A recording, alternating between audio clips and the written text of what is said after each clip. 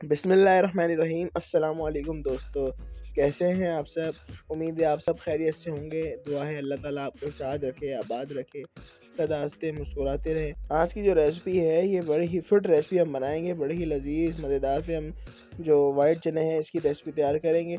तो चलें जी, बिस्मिल्लाहिर्रहमानिर्रहीम। सबसे पहले हम कढ़ाई में घी शामिल कर देंगे। तकरीबन 1 कप के करीब मैंने घी ले लिया है। घी की जगह आप ऑयल भी शामिल कर सकते हैं, ये आपकी मर्ज़ी है। और अब इसके अंदर ये मैं साबुत गरम मसाले जो हैं मेरे पास, 2 बड़ी इलायची, 4-5 काली मिर्चें और 1-3 दालचीनी का टुकड़ा, थोड़े-सा ज़ीरा और 2-3 लौंगे मैं इसमें शामिल कर दूँगा।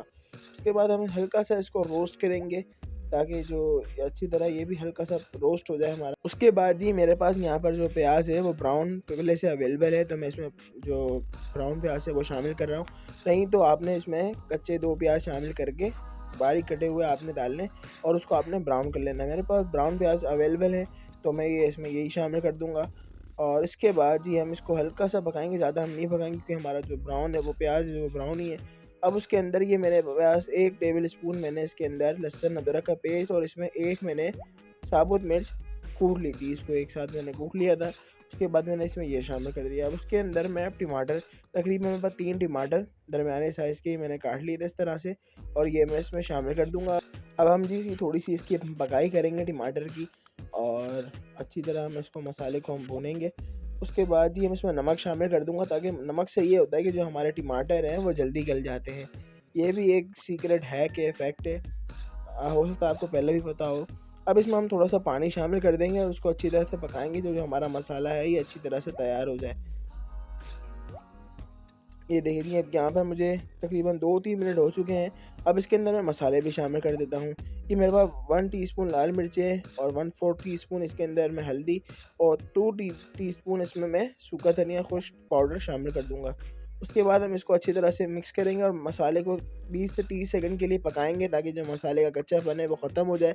उसके बाद आपने इसमें थोड़ा-सा पानी शामिल कर देना है, ताकि जो मसाला है हमारा वो बिल्कुल भी जले नहीं, काला कि ब्लैक की तरफ ना जाए। उसके बाद ये देखिए जी, हमारी जो एक ग्रेवी सी है वो तैयार हो चुकी है। और तकरीबन मैंने आधा किलो जो सफ़ेद चने हैं ये मैंने पहले इनको मैंने सोडे में तकरीबन 4-5 घंटे भिगो के रखा था। उसके बाद मैंने इसको उबाल लिया था, वॉश करके सोडे का पानी निकाल कर मैंने उसको उबाल लिया था। तो वो जो उबाले हुए चने हैं वो अब इसमें हम शामिल कर देंगे। ये देखिए जी, ये चने जो मैंने उबाल लिए थे, ये मैंने इसमें मसाले में शामिल कर दिए। आपने भी इसी तरह इसमें शामिल कर देना है। उसके बाद हम इसको अच्छी तरह से मिक्स कर लेंगे, ताकि जो हमारे मसाले और जो चने हैं हमारे, वो एक यकजा हो जाए और अच्छी तरह से हम इसको मिक्स करेंगे।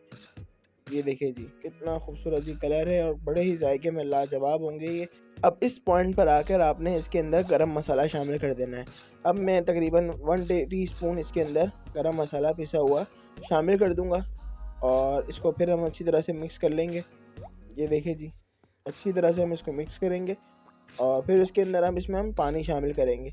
और पानी आप अपने हिसाब से रख सकते हैं। अगर आप ज़्यादा ज़्यादा ग्रेवी और ज़्यादा शोरबा टाइप पसंद करते हैं तो आप उस तरह से रख सकते हैं, वरना आप अपने नॉर्मल, तकरीबन मैं इसके अंदर आधा गिलास पानी डालूँगा, और ताकि जो हमारे चने हैं, ये देखिए जी, थोड़ा-सा और पानी डाल दूँगा इसमें मैं, और इसको इसी तरह से मैं हल्का-सा हिला के और उसको हम हल्की आँच के ऊपर 5 मिनट के लिए से दम पे लगा देंगे ना, ताकि जो हमारा ऑयल है वो चनों के ऊपर आ जाए। चलिए जी, 5 मिनट देखिए जी मैंने इसको दम लगा के रखा था। उसके बाद ये देखिए जी, ऑयल ऊपर आ चुका है। हमारे चने जो हैं बड़े ही मज़ेदार और लज़ीज़ लग रहे हैं। ये देखिए जी, थिकनेस चेक करें आप इसकी। आप इसे पूरियों के साथ, पराठों के साथ एक लज़ीज़ मज़ेदार, ये हमारे जो छोले तैयार हो चुके हैं और बड़ा ही मज़ा कराएँगे।